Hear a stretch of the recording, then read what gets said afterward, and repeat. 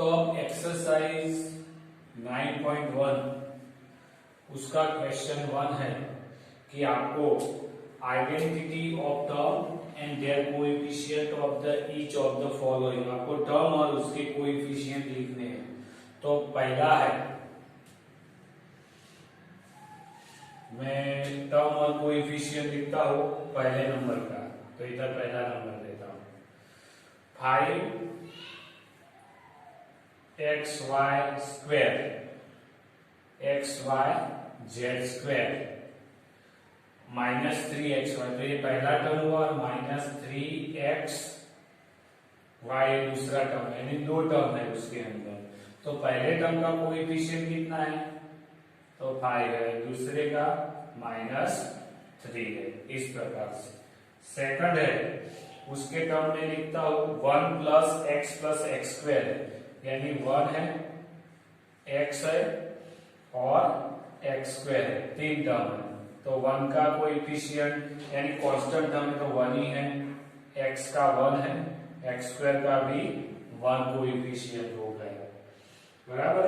इस तरह से तीसरा नंबर है 4x²y², वो पहला टर्म हो गया उसके अंदर। दूसरा टर्म है -4x²y² और z², वो दूसरा टर्म हो गया।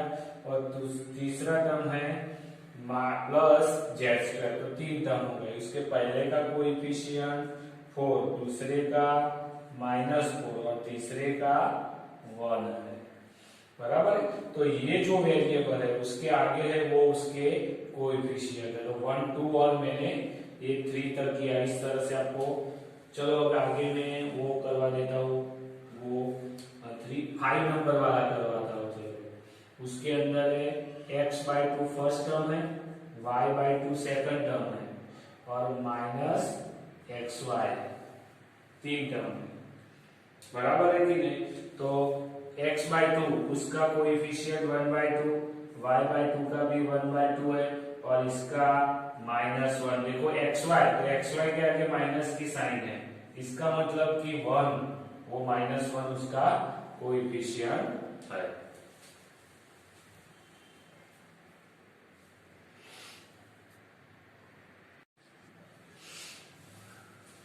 तो लास्ट में ये आपको ध्यान रखना है कि देखो x और y था, उसके आगे माइनस है और कोई भी नंबर नहीं, उसका मतलब 1 होगा कोएफिशिएंट, और माइनस है इसीलिए -1 कोएफिशिएंट है। इस तरह के टर्म और उसके कोएफिशिएंट लिखे हुए हैं अलग अलग से हर एक के, बराबर। इसके बाद क्वेश्चन नंबर 2 है, बाकी के आपको खुद से ही करने हैं। क्वेश्चन नंबर 2 है, classify the following polynomial has the monomial कौन से है, वैसे सबको अलग अलग करना है। तो मोनोमियल्स का अलग लिख देते हैं। फिर दूसरा है बाइनोमियल्स का, और लास्ट में आएगा ट्राइनोमियल्स, बराबर है। तो आपको क्लासिफाई कर देना है अलग अलग से। तो ये जो सारे दिए हैं उसके अंदर देखो पहला है x + y, तो x + y तो इधर ही आएगा ना, क्योंकि दो टर्म है तो बाइनोमियल है। फिर आता है अकेला 1000, तो इधर आएगा। फिर है x + x² + x³ तक, x4 तक जाता है ना। और आपको पॉलिनोमियल भी बोला हुआ है, following trinomial which polynomial do not fit in any this 3 category, कौन सा है वो, तो वो एक अकेला, तो मैं अकेला इधर लिख देता हूँ x + x² + x³ + x4, 1 2 3 4 term है, यानी एक मोनोमियल, बाइनोमियल या ट्राइनोमियल, इसी कोई में भी वो फिट बैठता नहीं है। फिर आता है 7y और 5x, तो 7 + y + 5x, तीन टर्म तो ट्राइनोमियल में चला गया। फिर दो टर्म वाला है 2y - 3y², तो बाइनोमियल में आएगा। फिर तीन टर्म वाला है 2y - 3y² प्लस 4y³ तो 3 टर्म में जाएगा। फिर से 3 टर्म वाला है 5x 4y प्लस 3xy, बराबर है कि नहीं। फिर से 2 टर्म वाला है 4z माइनस 15z²।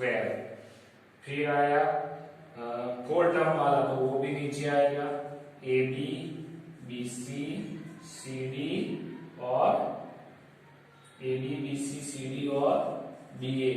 तो ये भी किसी में भी बंद बैठता नहीं आता, वो अलग ही है पूरा। फिर आता PQR, तो PQR एक ही टर्म है पूरा, बराबर है। फिर से 2 टर्म वाला आ गया P²Q प्लस PQ²। नीचे भी आएगा 2P प्लस 2Q, तो 2 टर्म वाला, यानी बाइनोमियल्स का ये हो गया क्लासिफिकेशन। ट्राइनोमियल्स आ गए, मोनोमियल्स। और ये देखो 4 टर्म है 1 2 3 4, इसमें भी 1 2 3 4, तो ये दोनों है, ये क्लासिफिकेशन में आते नहीं है, उससे अलग है।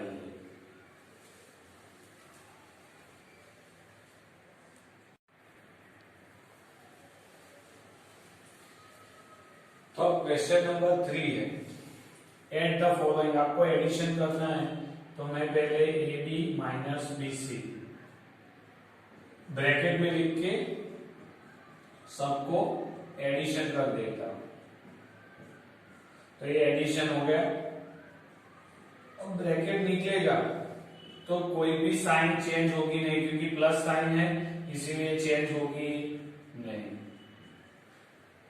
अब लाइकली टर्म एक साथ लिखते हैं, AB है, दूसरा ये रहा माइनस AB। BC है तो प्लस BC है, CA है तो प्लस CA। तो ये तो कट जाएंगे ना, प्लस माइनस ऑपोजिट साइन में, तो आंसर आपको 0 मिलने वाला है, बराबर है कि नहीं। तो इस तरह से आप सॉल्यूशन कर सकते हो, बराबर है। ये मैंने डायरेक्टली किया, बराबर है, सबको रख के। आपको जो बताई मेथड है कि जैसे कि डिवीजन करने वाली मेथड, तो उस तरह से भी आप कर सकते हो। तो आपके पास कितने कितने टर्म है, तो A है, बराबर है, माइनस B है प्लस AB है।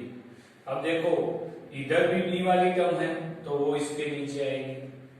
C वाली टर्म तो है ही नहीं इसमें है तो उसको मैं, और AB वाली है नहीं है तो 0 लिखता हूं, प्लस BC और माइनस C वाली पीछे लिखता हूं। तो आप ऐसे भी कर सकते हो। और तीसरा C वाले में, तो C कहां है, तो इधर है। A कहां है, तो ये है। AC है, AB नहीं है, तो माइनस प्लस AC लिखता हूं। ये तो 0 है, ये भी 0 है, ये भी 0 है, और माइनस A है, ये भी 0 है। ये 0 है और ये 0 है, ये 0 है और ये 0 है। यानी अलग अलग प्रकार की इतनी सारी टर्म्स है, तो मैंने अलग अलग उसको लिख दिया। अब AC, तो AC आएगा। C देखो ये माइनस था, ये प्लस था, तो 0 आ जाएगा। BC अकेला ही है तो प्लस BC लिख दिया। AB अकेला है तो प्लस AB लिख दिया। B माइनस और प्लस, तो ये तो कट जाएगा तो answer 0। A plus minus cut जाएगा तो भी आंसर 0। तो आपका लास्ट आंसर कौन सा है, AB BC और AC, ये आपका लास्ट आंसर आ गया।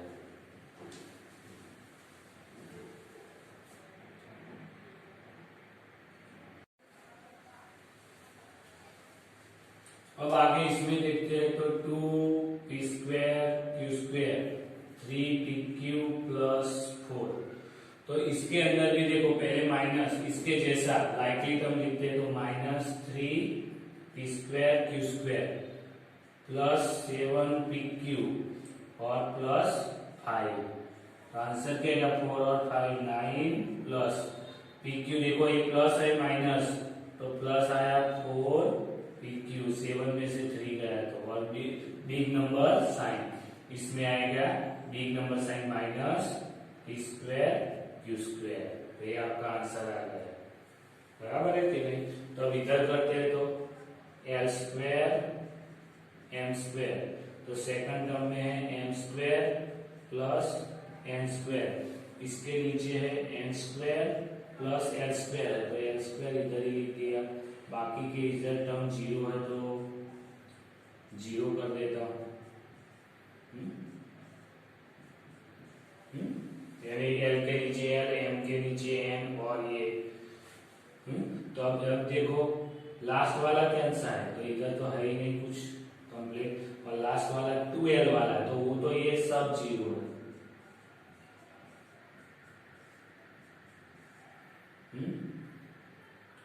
यानी इसकी तो जरूरत ही नहीं थी ना, ये वाला टर्म था ही नहीं, तो इधर की कोई जरूरत नहीं, लेकिन इधर लिखते हैं 2l 2mn प्लस 2nl, तो बाकी के टर्म में जीरो ही है ना,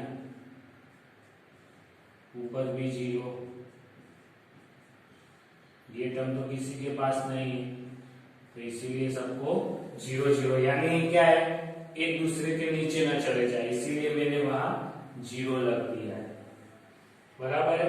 अब देखो तो 2nl आएगा, 2mn आएगा, 2lm है वो आएगा, प्लस nn, तो 2n स्क्वायर दो बार, mm दो बार, तो 2m स्क्वायर आएगा, ll दो बार, तो आएगा 2l स्क्वायर। इस तरह से आप ये जीरो नहीं लिखो तो भी चलता है, जीरो नहीं लिखते तो ऐसे ही आपको खाली स्पेस छोड़ देनी है उसकी, इस तरह से, जैसे कि जीरो नहीं लिखा तो उसकी स्पेस छोड़ दी, ये सब की। लेकिन क्या है क्रॉस में ये है तो ए वाला ए के नीचे ही लेना चाहिए, तो आपको पता चले, फिर क्या है कि ए भी है वो बीसी के नीचे चला जाए, ऐसा ना हो जाए, इसीलिए मैंने जहां खाली स्थान थे वहां मैंने जीरो पुटअप किया, तो आपको लाइन में पता चले उसके लिए, बराबर। आप जीरो नहीं रखते तो भी चलता है, जैसे कि मैंने ये निकाल दी तो इतने ही टर्म है, इधर ये निकाल दिया, ये निकाल दिया, ये सारे निकाल दिए, तो आप रख भी सकते हो और नहीं भी रखोगे तो भी कोई दिक्कत नहीं है। तो देखो ऐसे हो गया, लेकिन फिर आपको पता नहीं चलेगा लाइन वाला, इसीलिए मैंने रखे थे जीरो पर।